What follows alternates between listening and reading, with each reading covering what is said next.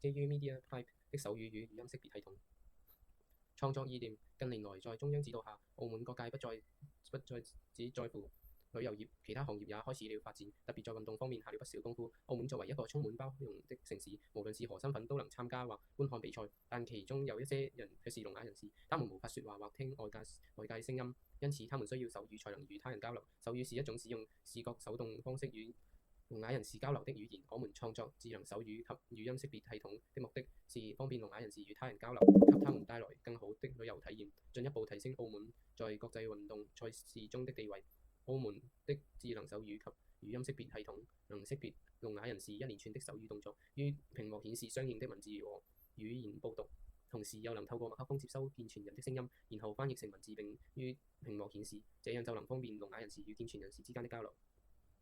工作原理。系統功能設計方面主要有3部分。第一部分功能是可以識別到我們在指定時間內做出的一連串動作，並在屏幕顯示相應的文字，主要是利用 Google 公司的 MediaPipe 多媒體機器學習模型應用框架及算法實現。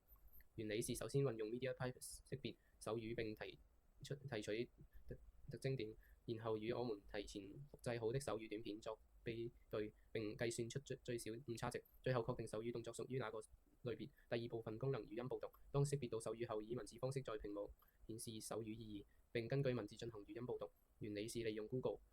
公司的 Speech 語音模塊實現。第三部分功能是當我們說出句子，聲音透過麥克風接收，然後翻譯成文字並